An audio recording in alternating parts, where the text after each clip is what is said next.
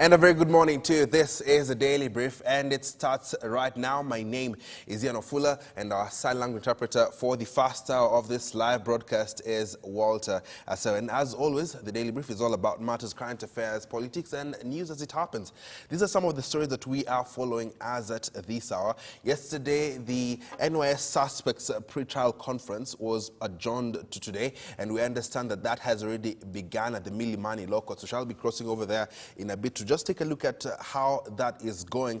In the meantime, the Kenya Bureau of Standards officials appearing before the joint committee, which is probing matters contraband sugar, seem to confuse the members of that joint committee even further in regards to the details of a report that they furnished yesterday. However, confirming that indeed some of the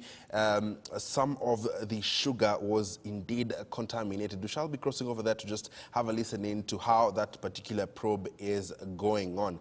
Meanwhile, the Justice and Legal Affairs Committee of the National Assembly is set to vet President Uhuru Kenyatta's nominee for the office of the Ombudsman.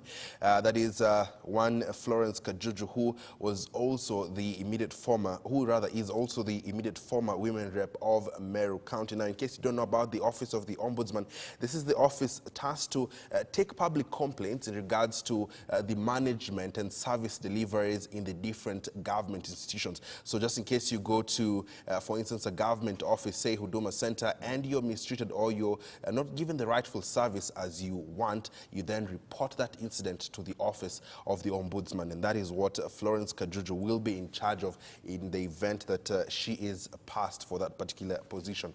Meanwhile, Governor Mike Sonko is set to appear before the Senate Accounts Committee just to answer on a number of matters query in regards to the county's expenditure and other issues affecting the residents of Nairobi and the county at large. Those are some of the stories making headlines at this hour right here on the Daily Brief. Remember, you can also get to tell us what is happening around your Twitter handles at K24TV. The hashtag is the Daily Brief and the taxi 9 is 21222. You can also speak to me personally on the Twitter handle at Ian_Wafula. Now, like I'd mentioned to you, one of our top stories today is that the NYS suspects pre-trial conference, which had been adjourned yesterday to today, has already begun at the Milimani Law Court. There are the live pictures coming to us. We shall be listening in to some of the issues that the defense team is presenting, including asking the judge to recuse himself from that particular case. Yesterday, the prosecution also made their case. So we shall be crossing over there to just find out how that is going. In the meantime, let's now get into our first discussion of this hour. Matters food security remains of national concern. Time to talk about some of the policies that the government has actually put in place and also analyze the progress of projects that have been put in place to ensure that the country is food secure. Now, the better person to answer some of these questions than Professor Fred Sigor, who is the Principal Secretary in the Ministry of Agriculture, specific department being irrigation. Thank you, Professor, for joining us this morning. Thank you. Let's begin with a bigger question. Are we food secure as a nation as we speak today? Let me start by saying that currently agriculture contributes approximately 31.3% to our GDP, which amounts to Kenya shillings 2.7 trillion directly. And indirectly, it also contributes 27%. So the contribution of agriculture, as far as the GDP is concerned, is quite substantial. And therefore, when agriculture is growing, when agriculture is doing well, it means the economy is doing well. And so currently in the country, the way you know, our major food crops includes maize, whose production is about 40 million bags. And for purposes of consumption, we require more than that 40 million. And since this ministry is in charge of food security, the plans for the next 4 years has to be planned and attained so that we are food secure. So if I can use 2 examples of maize and rice, we have a deficit of about 12 million bags for maize, and then a deficit of over 300,000 metric tons in terms of rice. These are the major food commodities we have in the country. So there is a cap. Okay. So we have to break the cap so that we become food secure. So how exactly, perhaps, is your department, or rather the ministry as a whole, intending to fill this particular gap? So currently, within the next 4 years, the ministry intends to put about 700,000 extra land for agriculture. And this extra land will have to improve the food crops so that we become food secure. Through this process, irrigation will play a very crucial role. And in the department, we intend to put quite substantial acreage under irrigation so that we contribute towards food security in the country. Yes. I'll come back to you, Professor, but right now we're crossing over to Dan Kaburu, who's right here in Nairobi's CBD, where there has been a bit of a scuffle in regards to the management of the public toilets in the city. So in case you were planning to relieve yourself, this might be a bit difficult for you today because of what has been happening. Dan Kaburu, take us through. Thank you, Ian. There has been a tussle between concerning the management of public toilets within the city, county, Nairobi city. There are about 68 of them. Now, early in the morning today, where we are at the OTC public toilet, the police were here in the morning, and there are two warring groups who are fighting over the control of the toilet. Now, one of the group came with the police, and the police were here to enforce a court order to have the group that is managing the toilets at the moment leave. But now this group, from what they told us, is that they can only heed to the county government's directive. I spoke to the CEC Environment, Nairobi County Environment CEC, Mr. Larry Wambua, who confirmed to me that the takeover is not by the county government, but from these groups or groups that want to control the management of the toilets. And from him, he told me that in the next 2 weeks, the county government is expected to take over the control of the toilets. Remember, a few weeks ago, 2 weeks ago, when Nairobi County Governor Mike Sonko was launching the monthly cleanup initiative in Nairobi, he said that he is going to have the county government take control and the management of these public toilets, so that the services are well coordinated to have toilets which are well cleaned for the sake of the use of Nairobi residents. And also the governor had confirmed that the toilets use will be free for Nairobians. But now there's a serious, there's been issues here with a group of people wanting to have the control of the toilets. But I have one of them who is going to speak to us and tell us how it has been and what the state of things are and why the police were here in the morning. Karibu sana, rafiki yangu. Now, tueleze kuhusiana na kazi ya shughuli ambayo ilikuwepo asubuhi na maafisa wa polisi ambao walikuwa hapa, na ni kwa nini? Asubuhi kitu kama 6 kuna askari walikuja wengi sana. Wakasema wale makateso walikuwa wamechukua hizo choo. Kuna mtu mmoja anaitwa Makali, ako na choo 8 kwa hii CBD.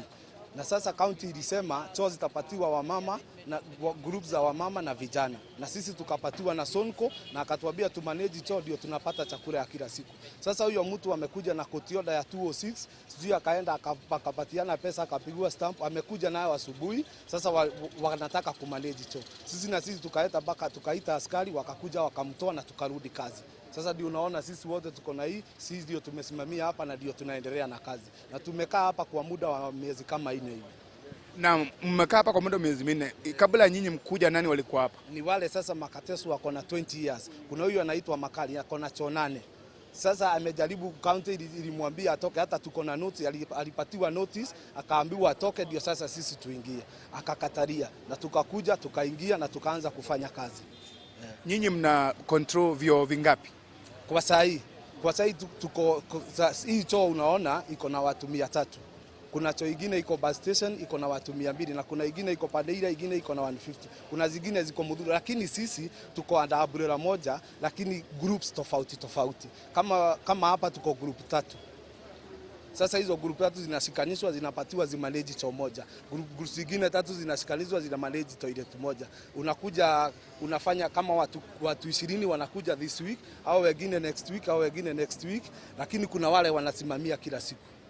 Serikali ya county imesema kwamba hivi karibuni itachukua umiliki wa vyoo hivi. Je, wamewaambia kwamba watachukua na watatumia mbinu gani kuweza kuchukua control hivyo vyoo?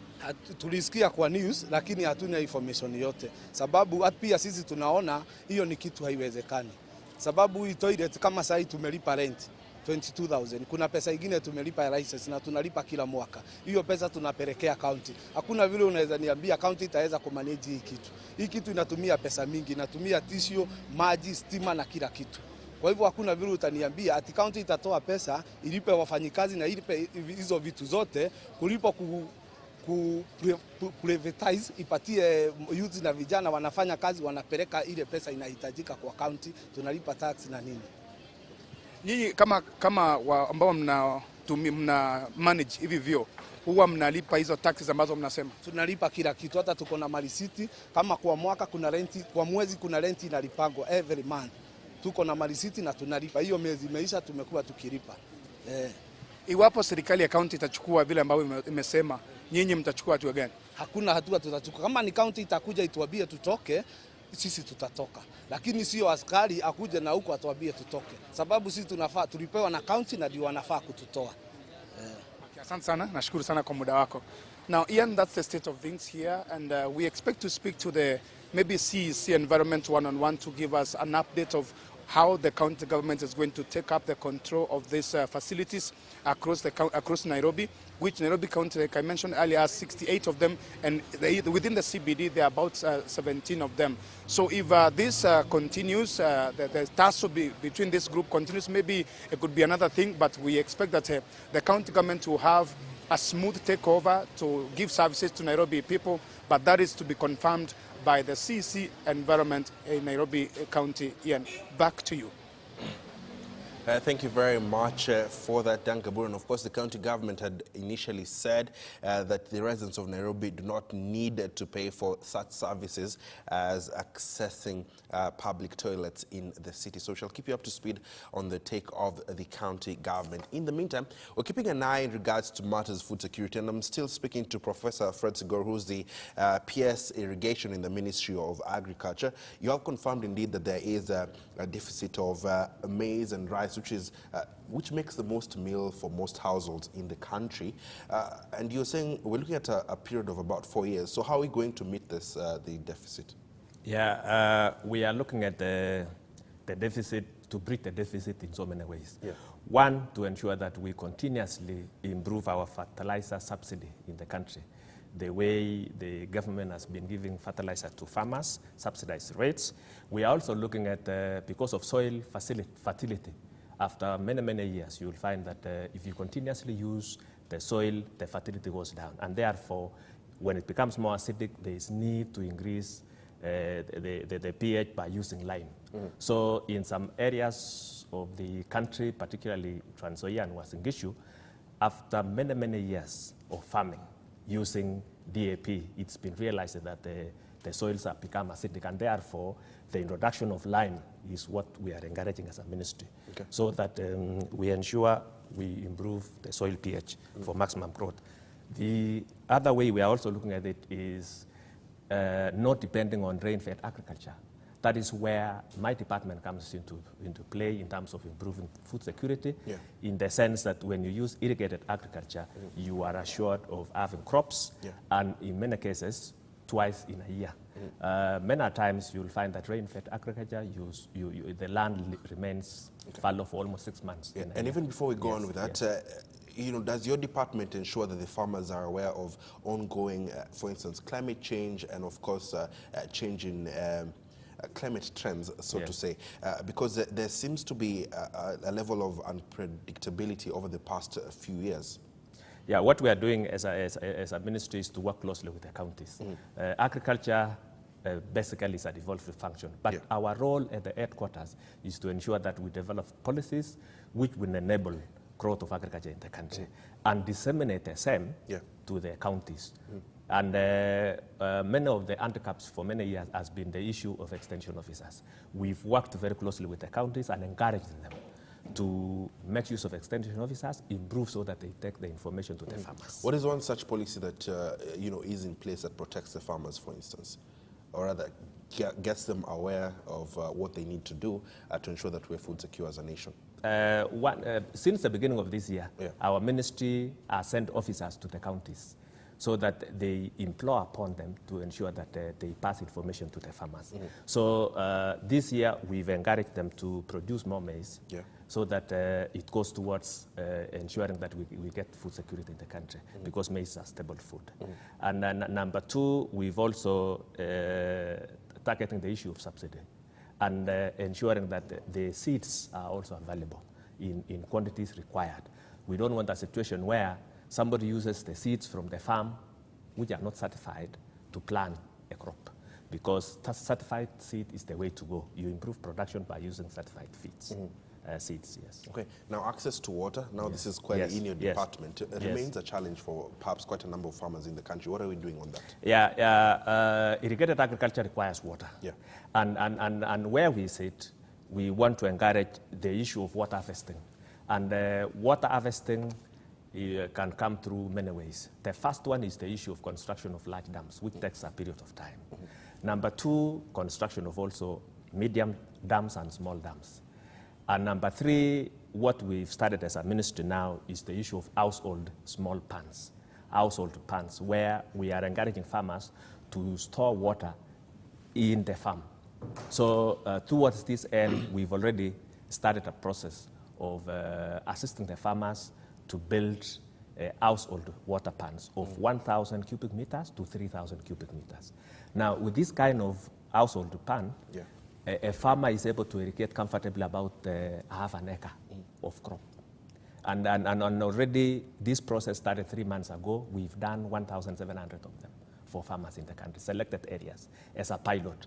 What we've seen is that it works, it is good, and the recent rains, which is still ongoing, one of the areas we've succeeded is to ensure that we store water in these 1,700 water ponds is household.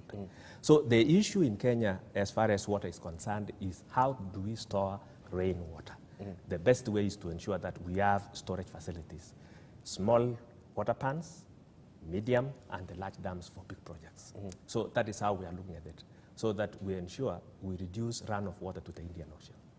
Yes. Now, in 2013, the government embarked on an ambitious plan to have about 1 million acres under the crop irrigation. And I'm talking about projects such as the Galana Kulalu project. How is that going so far? Galana Kulalu indeed started in 2014. It was a project between the government of Kenya and government of Israel, where the government of Israel wanted to share their best practice in agriculture, especially irrigation, with the government of Kenya. And that is what made this project to be started. So far, this project was targeting to have 10,000 acres of land under irrigation as a model farm. I want to inform you that this project is 89% done. We are only remaining with about 11% to go. The contract was involving the contractor putting infrastructure for 10,000 model farm, and thereafter putting crops, 2 crops. And I want to say that so far the contractor has planted 2 crops in about 5,145 acres out of the 10,000 acres of land. And the first case was to ensure that they also test the soil in Galana. You know, this is land which has not been cultivated for a long time, and therefore there was need to do soil testing. Has it been found suitable? Yeah, it was, yes. Okay. Soil testing has been done. Number 2, different varieties of seeds were also tested. And optimally, we've done a crop whose yield has gone up to 39 bags per acre. But others went as low as 6 because it was a trial. In the long run, Professor, are we looking at, you've talked of a deficit here, are we looking at projects such as Galana Kulalu coming in to fill up this, to meet even the demand of food in the country? Yes. When we talked about 1.2 million acres of irrigated land in Kenya, it is across the country. And Galana was to play part of that, filling that gap of 1.2 million. Yeah. Remember, in this country, we have a potential of 1.8 million acres. And currently, the acreage of land under irrigation is only 500,000. And so, as a government, as a ministry, we want to see how we can shift this 500,000 to about 1.2 million so that we bridge this gap of deficit of food. And towards this end, Galana is one of the projects. And of course, for a long time, we've always had the traditional irrigation projects, including Mwea, including Ola, including Bura, which is still in cost, and also Lonzoia in Busia, in Busia County, Berkera in Baringo, and such kind of large-scale irrigation projects, which needs not only rehabilitation but also expansion. Yeah. Now, as part of its strategy, the government also moved from large-scale farming and large irrigation plans to empowering the smallholder farmers. Let's talk about some of the measures you've put in place. Yeah, 80% of agriculture in this country is practiced by small-scale farmers, and therefore, for us to move forward, we need to target 80%. And that is why when we talk about small irrigation schemes, we are talking of schemes less than 100 acres. The definition for large irrigation schemes is any acreage which is 3,000 and above in acreage. But any acreage which is less than 100, we categorize as small-scale irrigation scheme. This is where 80% of our farmers are practicing. And therefore, this is the area we are targeting so that we improve our food security in the country. One, we are looking at how do we avail water to these farmers practicing small-scale irrigation. Yeah. And that is why I was talking about the issue of household bonds, the issue of community small dams, which can be shared by community.